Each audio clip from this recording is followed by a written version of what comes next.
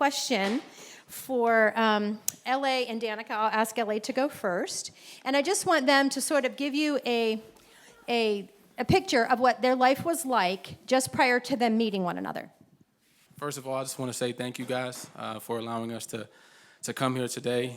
It's an honor and a blessing to speak before you guys, and we wouldn't be here without the grace and the truth of God himself. So I just want to start by saying that. Thank you guys.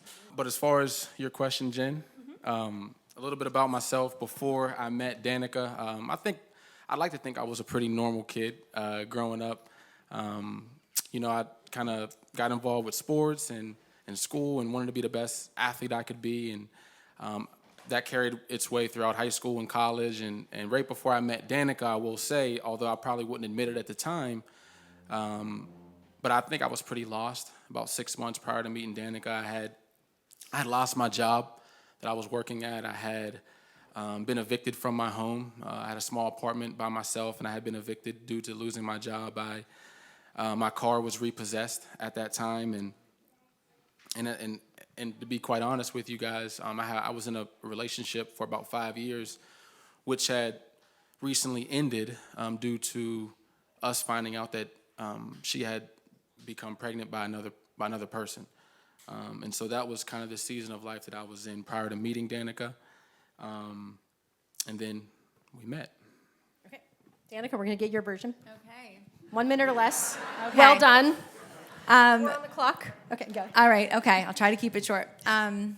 So I was actually in a pretty similar season of life where I had just recently graduated college, and during those years, my college years, I would say, was when I really started to sort of spiral out of control more or less and really wander from my faith. And so after I graduated college, I was working as a nurse, and I actually lost my job as well. For reasons that were entirely my own fault. And I was really empty and seeking to place my identity in something, and I couldn't find it. Because my college track career had just ended, and I also had just gotten out of a 5-year relationship. I was just looking in all the wrong places for love and acceptance, and I wasn't finding it anywhere I looked. So... Good. So then you guys met, and sparks flew, and then it was happily ever after. Exactly. Thank you for your time. Yeah, that's it. That's all we wanted to say. That's all we had to say. Okay, so actually, how did you meet? We'll go back to LA, just to keep it fresh. Okay, so Danica and I met, we met on the south side of Pittsburgh at a bar called The Flats.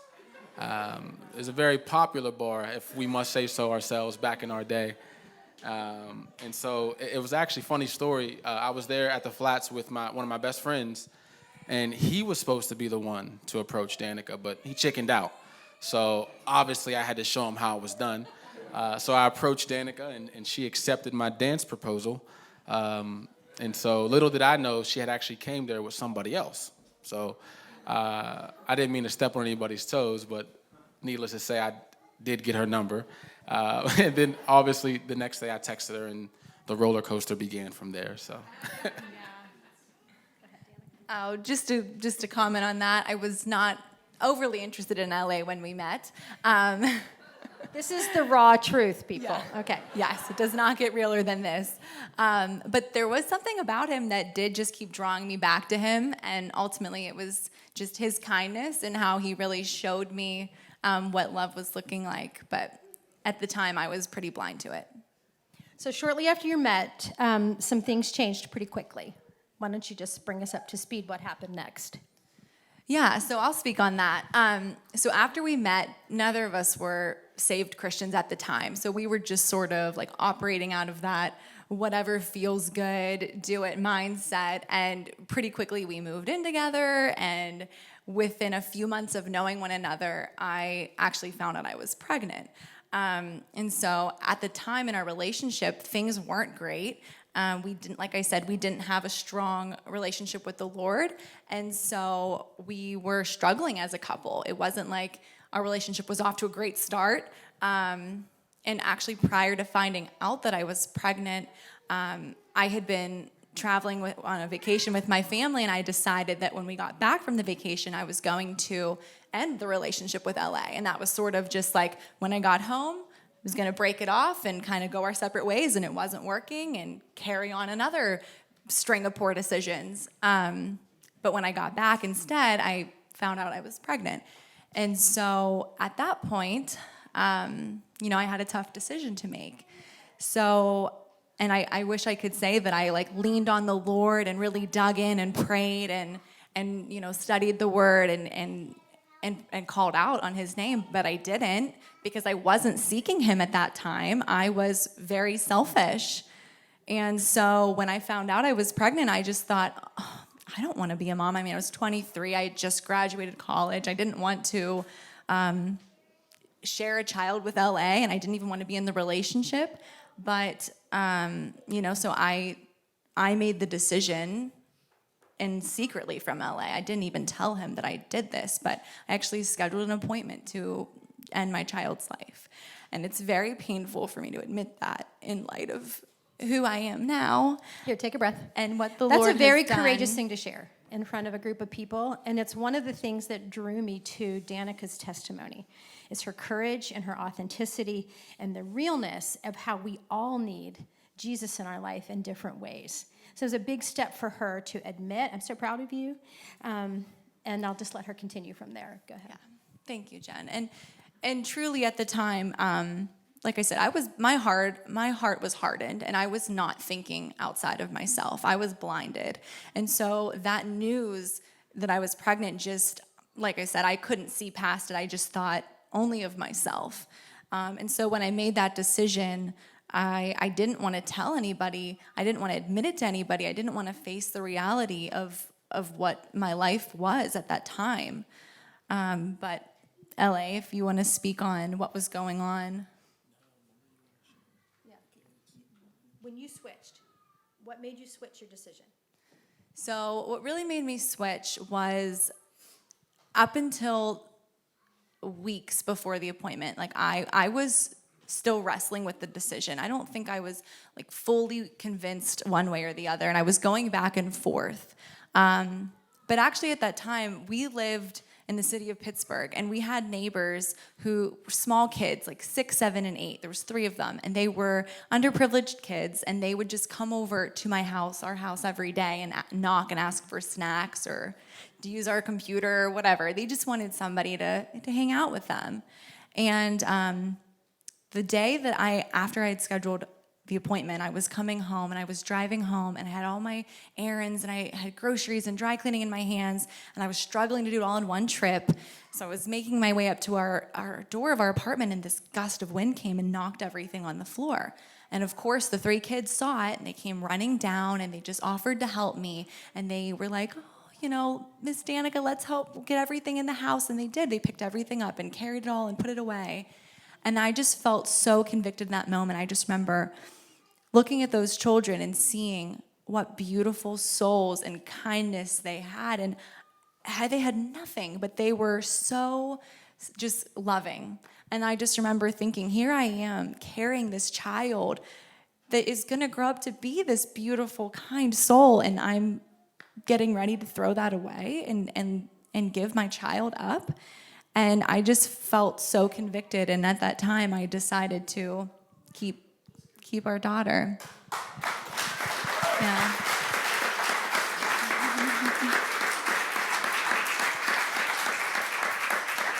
So when you made that decision, then everything was perfect. Oh. All right, Yeah, there's more to yeah. come. LA, you can take it from there, because there's a reason Jeff Bear is up here, and it's a very good one. So just to kind of talk about what I was going through during that time, whenever I found out that we were pregnant, like she mentioned, we didn't have a solid relationship to begin with. And at times it seemed like Danica and I just came from two different worlds. I mean, we struggled to get along. And even though that was our reality at that time, whenever I found out that we were pregnant, for some strange reason, I was excited.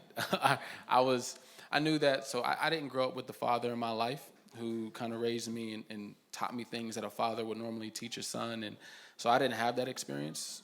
And so I think the moment that I found out that she was pregnant, I knew in my heart, no matter what was going on in our lives, I knew that I was going to make whatever sacrifice needed to be made to be there for my, at the time, girlfriend and my child, no matter what I had to do.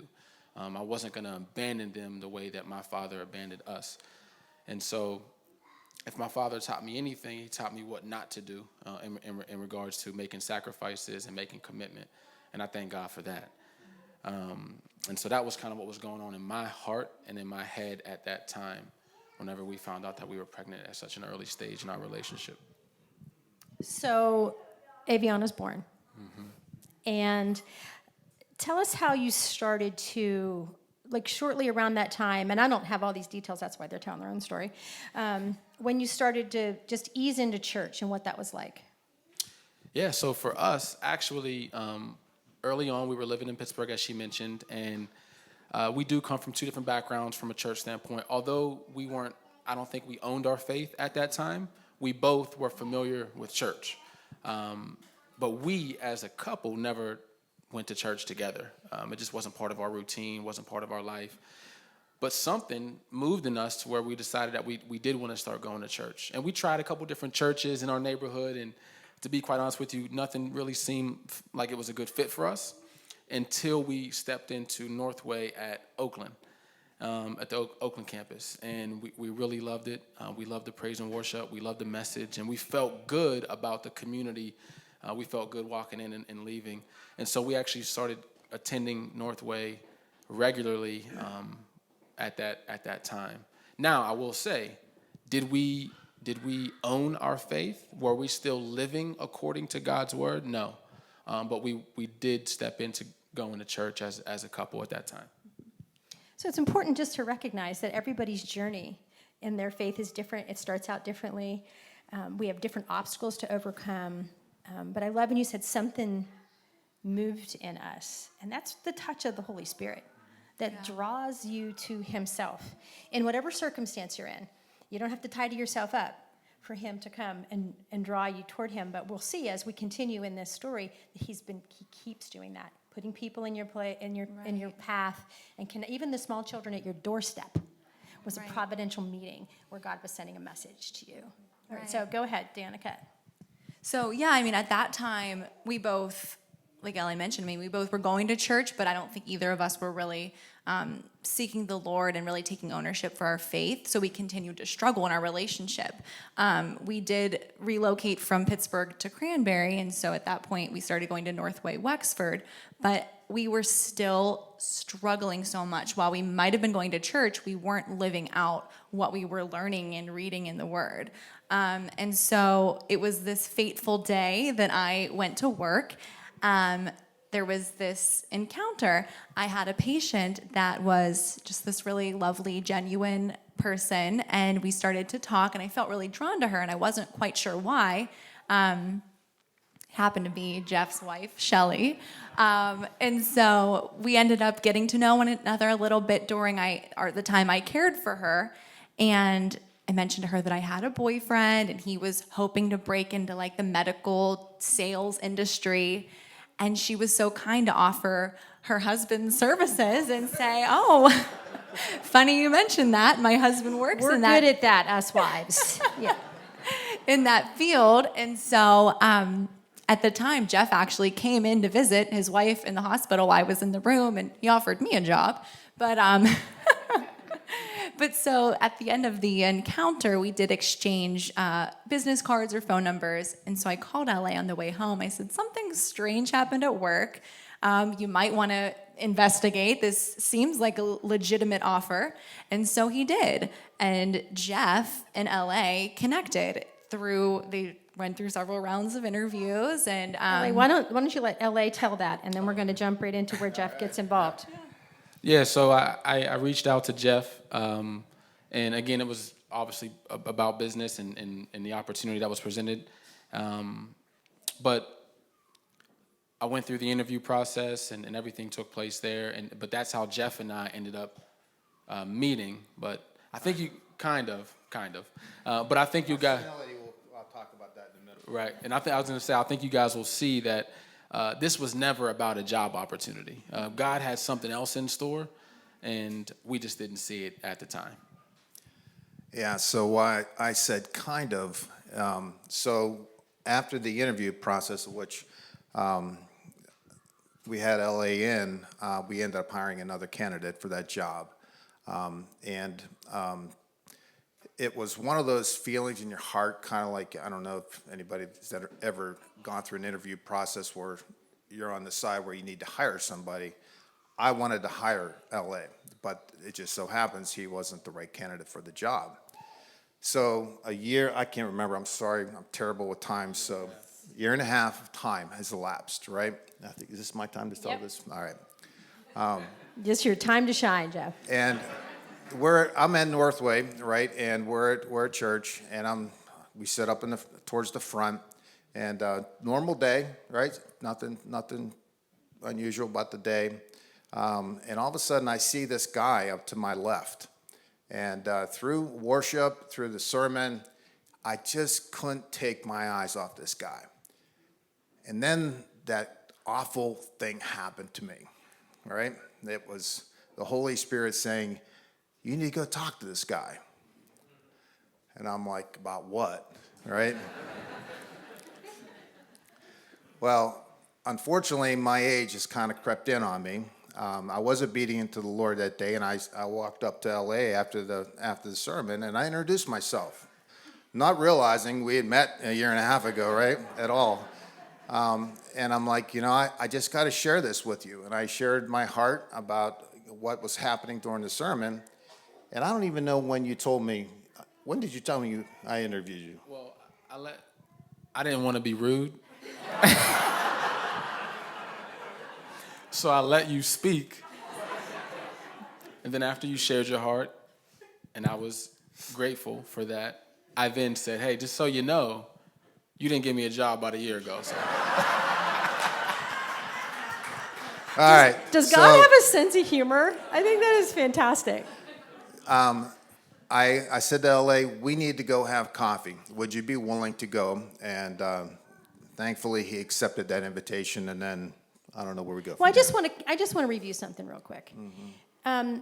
And maybe you want to say, like, why Shelley was in the hospital. I mean, it was crazy, the fact that she was even in the hospital. Yeah, so my wife had contracted a disease that the doctors weren't unable to figure out what was wrong. And Shelley had lost a ton of weight, and she wasn't getting any better.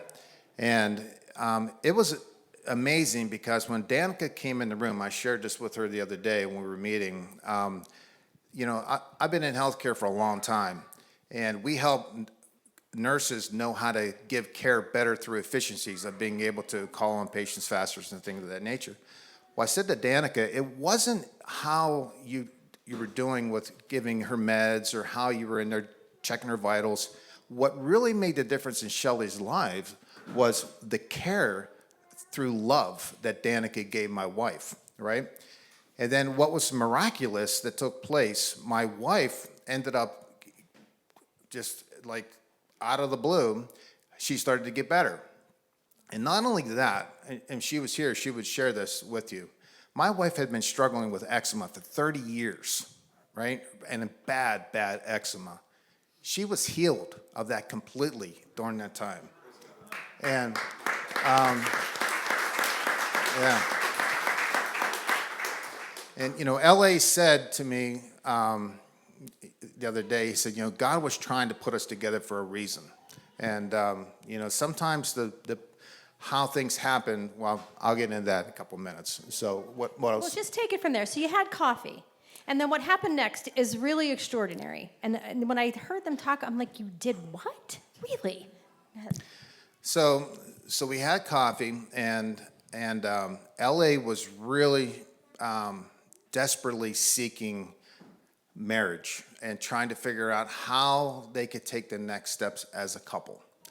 And Danica, at that time, I don't know where your faith was completely, other than knowing that what LA was saying, she was still trying to figure things out, right? And LA, I was still trying to figure him out because I had figured him out through an interview process, forgot about that. But we had only met this one time. So I said to him, I said, do you think you would be willing to go home and ask your wife if she would be willing to get together with myself, you, and my wife? And he said, yes, he would do so. And I got to tell you this quick little story, because this is and I still haven't forgotten about this. We're walking out of Panera's, right? And this absolute stranger walks up to me as I'm walking out the door, and he puts his hand on my shoulder and he says, "You need to hire this man." And I'll never forget that ever in my life. And I'm still praying that God would allow for an opportunity for you to get back to our company. So, but they decided to meet with us. So, I can say something. I can say something too on this. okay, well, I'll let you guys. So just to kind of dig a little bit deeper into the meeting between Jeff and I. So at the time, whenever we met, like he talked about, he didn't know my story at all. He didn't know Danica and I were struggling. All he knew was my girlfriend at the time was Danica, and she mentioned that I might, need a job. That's all he knew at that point. And so we met at Panera for about 3 hours, I'd say, just talking. He was just getting to know me, asking me about my faith journey, my family, siblings, where I grew up, how I grew up. It wasn't until the very end, and he shared a lot about himself as well. It wasn't until the very end that he asked me, it was a great meeting, and we can continue to meet together. But in addition to that, is there anything that you would like me to pray for as we close? And it was at that time that I decided to share with him that Danica and I were not in a good place. At that point, we had a 2-year-old. Danica and I had gone through some ups and downs. There was a point in our relationship where we were no longer together at all. I had moved out of the home. We were struggling so bad that we couldn't get on the same page about anything. By the time I sat down with Jeff, we had gotten back together in the physical sense, but we still weren't connected emotionally. We were still going through ups and downs, and it was really on my heart at that time to let him know that. And that's whenever he decided to pray for us and then extend an invitation to meet and counsel us, which changed the trajectory of our relationship as we sit here today. Yeah, absolutely. And I just wanted to expound upon the state LA and I were in during those 2 years that lapsed from the initial meeting of Jeff and Shelley to the second time. I mean, things between us had gotten so bad. Like LA said, we decided to separate. We were living independently, co-parenting, child support, custody, everything. It was divorce without the paperwork. I mean, we were going through the motions of living lives as co-parents, and it was so challenging for both of us. And I think during that time, we both hit rock bottom in our own way. And so it was when Jeff met LA the second time and felt really led by the Spirit to come up and speak to him that we had just decided to try again, yet we did not know how, because we were just spinning our wheels and making the same mistakes we had made the last time we were together. And so we were really coming at it from a place of desperation. We did not know where to turn, and that's when Jeff extended the invitation to meet with his wife and I. So, Jeff, you guys have this meeting. It was just really a one-time meeting. Yep. You asked to pray, and then what came out of that? So they agreed to start meeting with Shelley and I, and How often? we were meeting bi-weekly during that time, and it was amazing to think back when Jen sent me this questions about that season of mentoring. What was it like when we started? I remember Danica asking about how do you pray, right? And we were talking about like elementary level of trying to figure things out together as two couples. And, my wife is so bummed she couldn't be here today. She's at a wedding in Columbus, and her heart's here, trust me. She's amazing at being able to create curriculum. And she actually put together some curriculum. We worked with youth ministry for years, and we were able to share that curriculum with these guys to start with. And we talked a lot about Ephesians and what true love was all about during that time. And what was amazing to see is that they kept coming every week or every other week. I mean, without a doubt, missing that time. As a matter of fact, there was a desperation there to want to be there.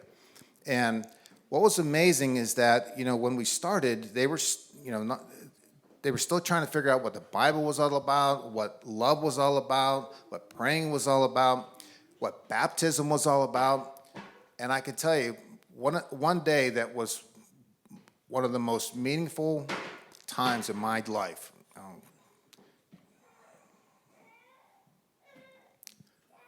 I got to hop in a tub with these two and baptize them together after a year of time.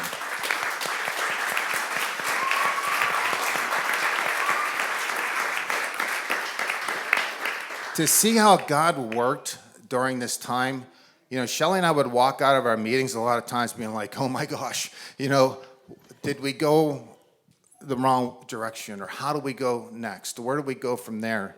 And, we eventually got to the point to where marriage was something that we felt truly that we needed to talk to them about. I just want y'all to catch this.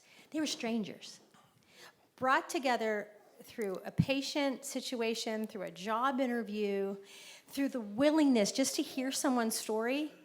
And then for Jeff and Shelley to be willing to take that much time and say, you know what, you're strangers, but we're going to invest in you.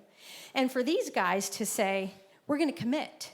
So there was a lot of obedience going on here without any real end in mind. They didn't know what was happening. There's still no end. There was no, end goal. You didn't even know to talk to them about marriage until, a year in.